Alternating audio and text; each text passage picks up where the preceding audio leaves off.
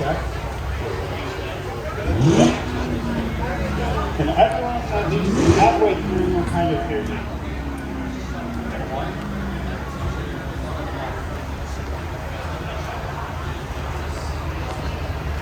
All right, hello everybody. My name is Dave Simpson. I am the Program Quality Manager for the transmission on the Corvette. I'm based up in Michigan, just like a few of us here, most of us with the gray shirts today. So I'm here to give a little bit of a tech talk. I'm hoping to do mostly Q&A after I run through some differences on Z06 and some maintenance stuff. So I guess any questions you have, I'll have plenty of time for them, and then come up and see me after. Plus, I'll be here the rest of the weekend. We've got a couple other people I can help me do on transmission stuff. So starting out, I want to touch on Z06 specific stuff. For Z06, with the new engine and the wider body, the higher horsepower, we do have a new transmission, a new RTO code known as M1N. The Stingray had M1L. So the biggest differences in the transmission for Z06, there's a stronger overall main case to it. We've strengthened the bell housing to take that power coming out of the engine and torque coming out of the engine as opposed to the old LT2. We did add an additional friction on our odd clutch, so the outer clutch, if anyone has seen our cutaway last year or at other events, we had to do that to take the power as well. We've done some overall lubrication and cooling improvement to the transmission, again for Z06 and the track-specific style of the vehicle. And it's got a new transfer gear. So the new transfer gear delivers an overall 5.56 ratio for the transmission going out. But other than that, most of the gears, bearings, control system, all that stuff is the same as what's in the Stingray currently. Another huge plus that I know a lot about, or a lot of people are happy about, is the M1M transmission in the Z06. You're tracking the car, does not need an additional 2 liters of transmission oil, like what the Z51 cars would have. So we start out with the same base oil fill, but with a lot of those improvements to the cooling and the bottom pan, the sump pan, and the transmission. We no longer need to add that additional 2 liters before going to the track. So from the transmission perspective, the car is set up, leaving Bowling Green to go to the track, obviously, except for your blanket miles and getting that done. So that kind of leads into maintenance and questions around Z51. I know that I've gotten a lot of.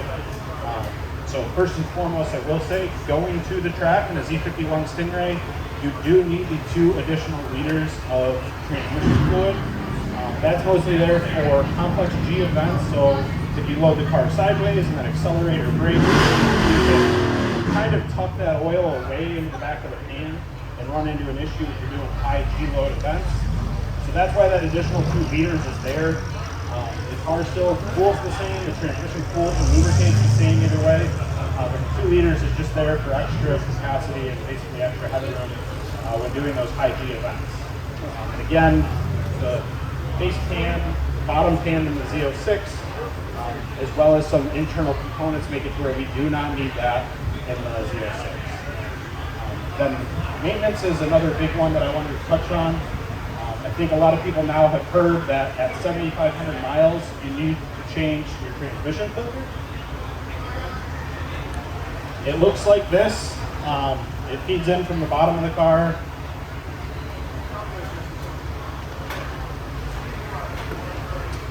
Into this housing. I don't have my cutaway transmission, so I picked a couple extra parts. So these 4 bolts come out. There's an O-ring on the bottom here. Then the filter feeds up into this. And then if you're putting it back on and doing it yourself, make sure you seat this bottom plate before running these bolts down, or else you can put it in a little crooked and cut that O-ring, and we don't want that to happen, obviously. So the filter is, like I said, 7,500 miles is the first maintenance interval for this filter. That is a kind of break-in filter change. A lot of people, from what we read, see dealers, stuff like that, are changing these a lot sooner than that. I will never tell you not to do more maintenance on your car. It can't hurt if you do it the right way and you don't quick ghost drives or anything like that.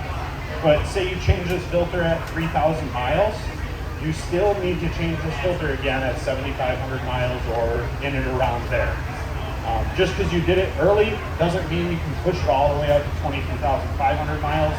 We still need, once we hit that 7,500-ish mile mark, that's when most of our braking is done, fully seated, gears are running, all that kind of good stuff, and then you got to change that filter again, get everything out of there.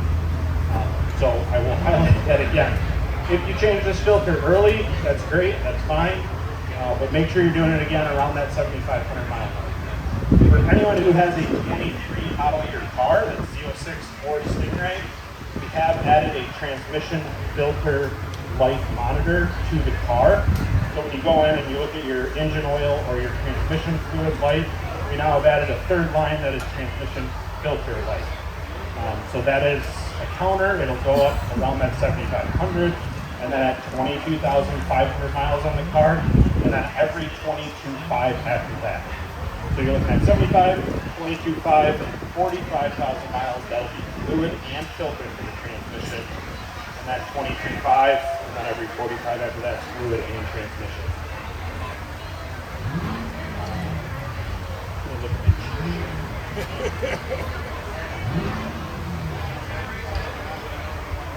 Oh, another big question I have been getting today is around a second transmission plant. I've seen a few questions. Yes, a while ago, GM did announce that we were scaling up St. Catharines, Ontario. They build quite a few engines and transmissions right now.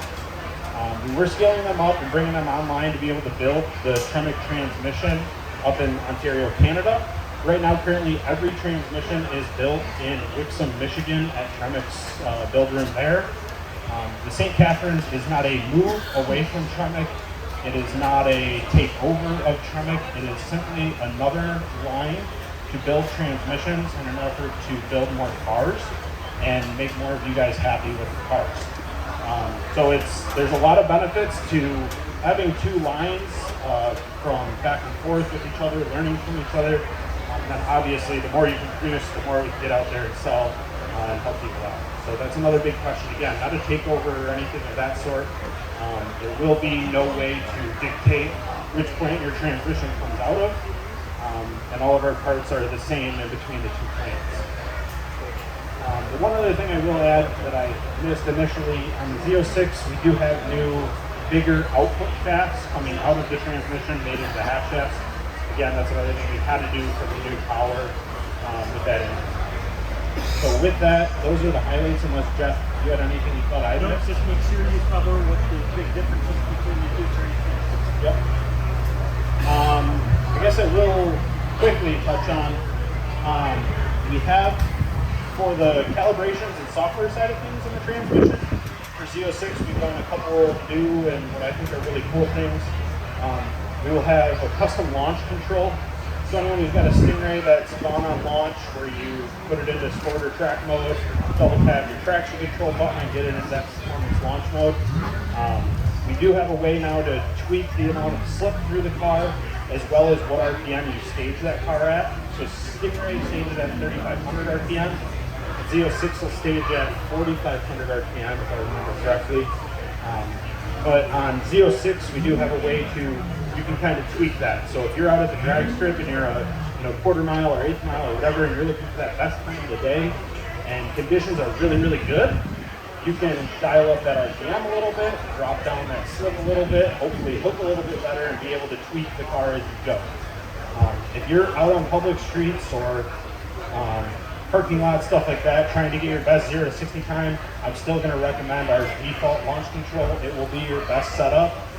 But if you're, changing tires or at a drag strip or stuff like that, there is a way to do a little bit of customizing there and, help you turn maybe a little bit better time if that's your main focus.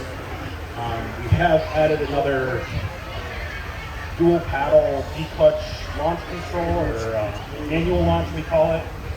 So again, if anyone has a Stingray and they pull both paddles, or if you don't know, you can pull both paddles and it basically puts the transmission into a neutral mode. You can then rev the car. That's how a lot of us are doing it with that car, and bring it up there or whatever. if you're doing that and you're at RPM and you dump both those paddles, it kind of gives you a really easy drive away after that. Some people would prefer to have a more aggressive launch coming out of that. So we added the ability to do that. It's owner's manual, it's called manual launch. So you pull both pedals, release one pedal, and bring it back. And then when you dump both pedals together, it'll launch like a traditional manual. If you were high RPM, if you only step out of that clutch pedal, it'll launch the car hard out of there. So that's another new one. We have increased boosted shifts throughout the transmission. In Stingray, we do that pretty much only in that performance launch mode. We utilize that more in track and a couple times in sport mode when you're in Z06. And then we have also changed the way our patterns work. So tour, sport, track, we've kind of ramped all those patterns up a little bit and made them a little bit bigger step and more aggressive in every single mode as we go for Z06. So that's tied in with a lot of different controllers and a lot of different people. But at the end of the day, when someone changes that shift mode, they think it's all a transmission. So when you go from tour to sport or sport to track, Z06 will take a little bit bigger step, be a little bit more aggressive in each one of those moves as you go. One other thing I'll add for 23 overall, so Stingray or Z06, on the dash we've added a green gear icon or a performance shift active icon. That comes on when you start pushing the car a little harder. We had a lot of people who would say, get on the freeway, do a wide open throttle launch coming down the entrance ramp, and I said, hey, my transmission's hanging in third gear. Well, yeah, you told the car you wanted to go really, really aggressive, and then you backed out of it. So we think you want to go aggressive, and we're waiting to go. We call that drive style index, and we can ramp that in and out as you go. But what we've done now is if you hit a certain point in that, we give you a light on the dash that just tells you, hey, basically you asked for this, and this is what you wanted. And then if you stay light pedal or you get out of the pedal or set cruise control for so long, we'll say, all right, you must be done here. We'll turn that light back off and dial it back in. So we didn't change how it works. We just are notifying you now when it comes on. It's just a little tiny gear in the cluster right next to the gear or the gear that you're in for the drive manual on the dash. So I think that's, yes, green gear is what I think we used to call it in Camaro and other things. In the manual, it's called performance gear active. Yep. So those were my big ones. I guess I'll open it up to Q&A here and start from there. I know you had one to start. So everything that you mentioned was for the Z06. Is there anything that you're going to be retroactively doing for 2020 model year and 23 model year? Z51 and stuff like that? Anything that you're going to see, like that manual launch on the paddle shifters or anything like that? So the question is, what of the Z06 stuff are we looking to bring back into model year 20 through 22 or 23 stuff? I think most of that is Z06 specific. The green gear we looked at, I don't think we're going to bring it back into the old cars. Like I said, if we change something, it's usually not just a TCM change or an ECM change. There's a lot of different modules that all need to talk. And when we change all those modules, we then need to recertify with ECA for fuel. And no matter what the change is, there's a lot of stuff that feeds into it. So most of those changes are 23 model year or Z06 and beyond. So you're saying you want me to buy a Z06? I didn't say that. I said manual launch control will not go back into Stingray from everything I know right now. Is there a free transmission filter service for the Z06 or no? Yes, so thank you, that's another one. So question is there a free transmission filter service on Z06? Maintenance on what's covered by GM will be the same for Z06 as it was for Stingray. So when I mentioned the 7,500 mile transmission filter change, that is covered by your dealer. In the United States, you have one free service at a dealer within 2 years for unlimited miles. Thank you, Jeff.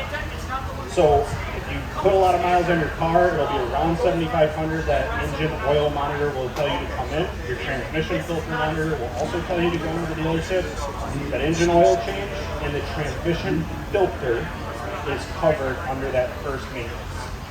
Jeff touched on it earlier, but if you're one of those people who want to go in and get your 500-mile brake oil change that is not required from GM or recommended by GM, you can do that. I'd recommend paying for that yourself, so that when you hit 7,500 miles, this filter change is also included. by your dealership and it's free. Just a touch, I think this sells at around $190 for this filter, the O-ring, and the 4 bolts to put it back in. So again, not crazy money, but I'd obviously rather have my dealer pay, or eat the $200 than have me pay for it that second time. So yeah, Z06 maintenance is the same as Stingray maintenance, and what GM is covering under your first maintenance of the vehicle is the same for Z06 as it is for Stingray. Other questions? Yep.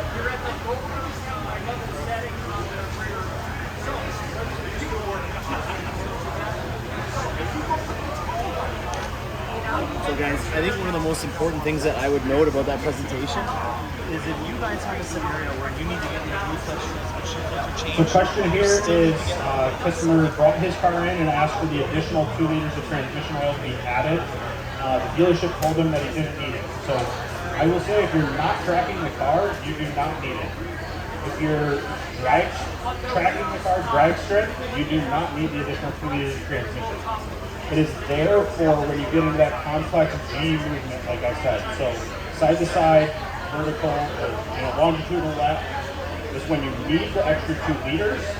Honestly, if you're a very experienced track driver, you'll need that extra 2 liters.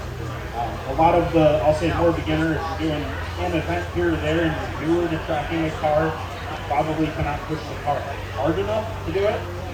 What I will add is if you feel more comfortable adding the 2 liters, go ahead. We recommend that you can leave it in if you're a track driver. You can put the 2 liters in and leave it in the car. It's not going to hurt anything.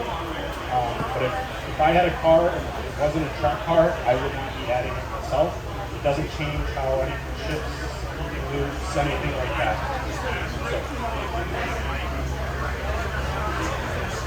Yep. I would say from hearing that, you probably will never need that 2 liters. If it makes you feel comfortable, you can do it. If anyone has questions on that, I'll show you on that cutaway car. It is not the easiest thing to do, I'll be honest. You have to remove the trunk liner out of the car, you have to remove the air box from the back of the car, and then you can get into the top of the transmission. There is a gold or copper colored plug that you need to use a Torx on, or an Allen on. That's the plug you take out and pour your 2 liters into there. I will touch on that too. There's a lot of different methods online of leaning the car or jacking the car sideways. Again, I would never do that. I would not recommend anyone do that. But if you feel more comfortable adding your 2 liters of transmission fluid, that's up to you and your garage, however you can do it. On that, the transmission fill plug is in the side of the transmission. It's like a differential, is what I tell people, so it's kind of a tilt-spill. So start the car, get it running, shift it into drive, let it sit for a couple seconds, shift it into reverse for a couple seconds. That fills up both of our wet clutches, and then you check the level there. So then you can shut the car off, go to the back of the car, open that drain plug, and if any oil starts to run out, you're good, you're all set. You add the 2 liters, it comes above that line, so if you know you've added your 2 liters, then that's not a good way to check your level. When you change this filter, you only lose a couple ounces of fluid. So if I had put my track full in the car and I went and did my filter, you're not going to lose enough to make a difference there. You don't need to re-top it back in the top. Again, with fluid, it's either every 45,000 miles you need to drain it all and change it, or every 24 hours of track time. So if you're tracking the car a weekend or a couple weekends of summer, I'd recommend using have an hour monitor in the dash that you can turn on or turn off. So I would turn that on when I get to the track, drive the car, turn it off on the drive home. Once that monitor hits 24 hours, that's when I would schedule maintenance on the vehicle. There's a lot more stuff that needs to be done, just the transmission fluid at 24 hours.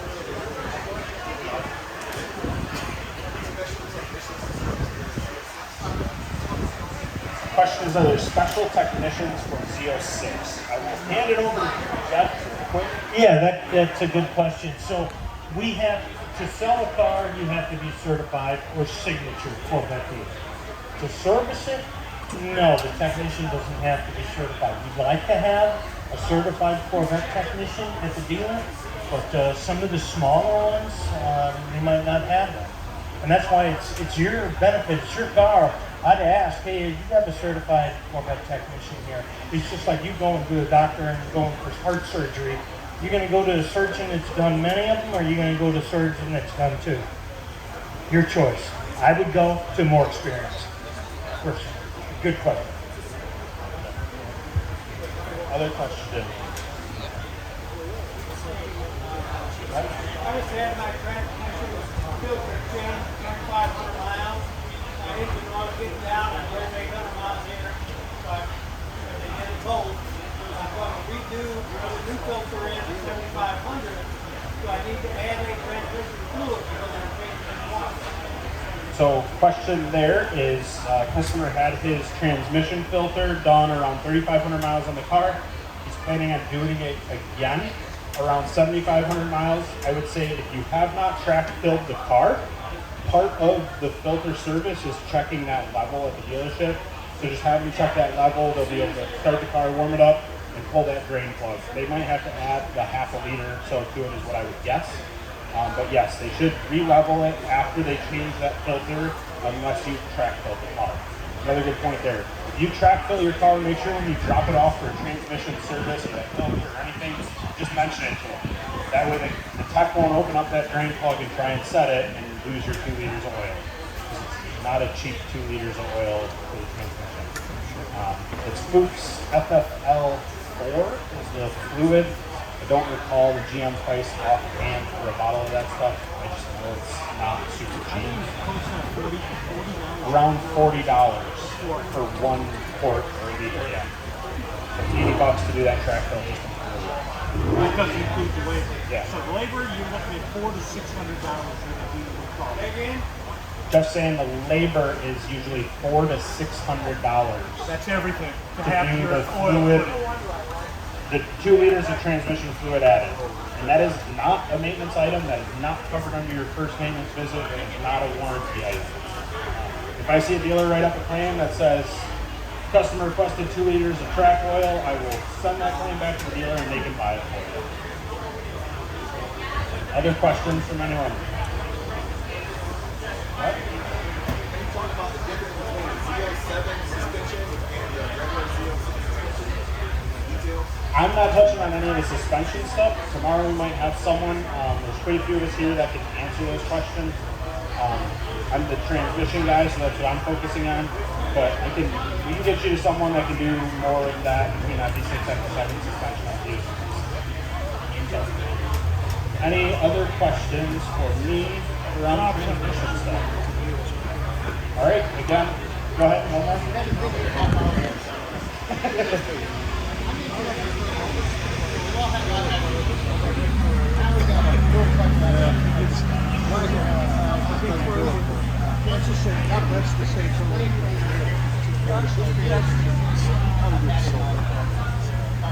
Thank you. I probably should have started there. So question is, customers familiar with automatic transmissions, what's different about this dual clutch and how does it work? The easiest way that I explain it to people, and everyone here, I started on engines. Transmissions were a magical black box to me. And I'll tell everyone, when you learn transmissions, there's an aha moment and then you understand it. So to me, the DCT, the dual clutch that we have in this car, is essentially 2 manual transmissions fully separate from each other, one for even gears and one for odd gears at either half of the transmission. And we just shift them automatically. So where you would normally, throw the shifter, we still have forks in there, we still have synchros in between gears, our gears are always constantly enmeshed, and we just have a solenoid to send hydraulic fluid and move that fork one way or the other in order to shift into whatever gear you're going into. So then when you get into a dual clutch transmission, you have the same thing, but like I said, there's 2 separate ends, and we have one clutch that holds your odd gears and one clutch that holds your even gears. So when you're in first gear, we've got second gear already loaded with the fork essentially pulled into second gear. And then when you go to do that shift, we take our even clutch and just let that take over power flow. So we clamp up the even clutch and that pulls power away from first gear, and then we pull the car out of first gear. So it's a traditional automatic. You have a clutch-to-clutch shift where one clutch is coming in and one clutch is going away, and you need to time that perfectly in the middle. with the dual clutch, especially in the boosted shift, what we do is we actually just grip that second clutch in, pull power away from the first clutch. So the dual clutch is 2 separate transmissions. We control one clutch at a time. Once we take over that power, we pull odd gear back out. We'll select third gear. Now you're driving away in second, and then again, same thing. We'll bring in the odd clutch back on. You're in third gear, we'll reselect fourth, or whatever we have to do from there. So typically, 99% of the time, driving down the road, you have 2 forks engaged in the transmission. You're in 2 gears, but only one of those clutches is driving power. That's why you don't have a tie-up. That's the 1,000-foot level view of a dual clutch works versus an automatic. So, no sun gears, no anything like that in it, like what an automatic has. And I will just mention again, we go those 2 transmissions into a transfer gear, to an output shaft, and then into our ring and pinion from there, because we have a differential integrated in the transmission. So, thank you. I love hearing that. That's what makes these events worth it.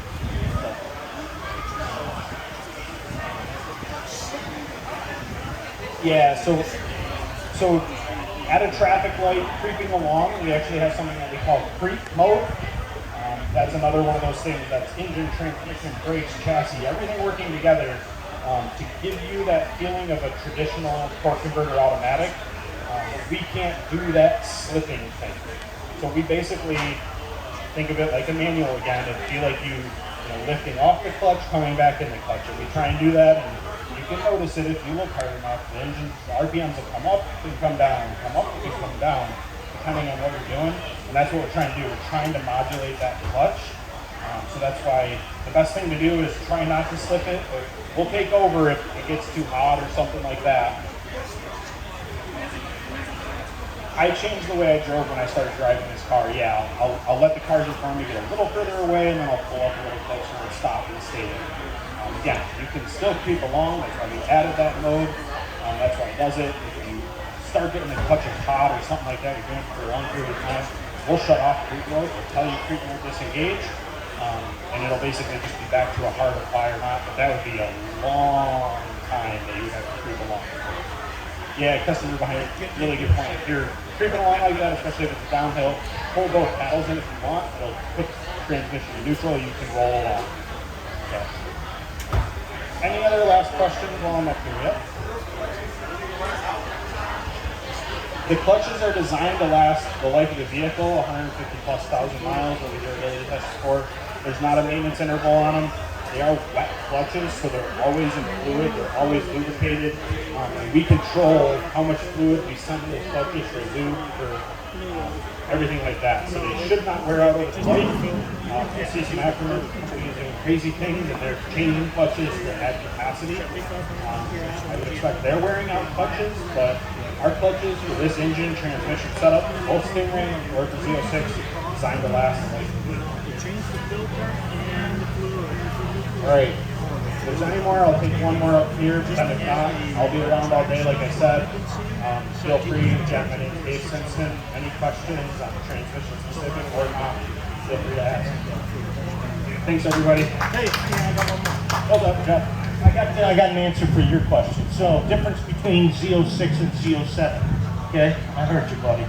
So, I got in touch with our chassis guy. This is Mike. Tell me what's going on here. So, they changed the spring rates. So, your springs are going to be a little stiffer. The shocks are the same, but the calibration for the MR shock is different. So, it's going to get stiffer for you on the track. Those are the big two differences. Of course, with the Z07, you're going to get Cup 2 tires. So be careful what you're wishing for. Cup 2 tires. I wish I could turn this. I'll see if we can turn one of these, just so you guys know what you're buying when you get Cup 2 tires. Because the outer third is just slick. It's really grippy. You wouldn't want to drive it in the rain, of course, but it's a great track tire. So you'll get that on the Z07, and then you'll also get all the ground effects for that suspension that you need. Okay? Thank you.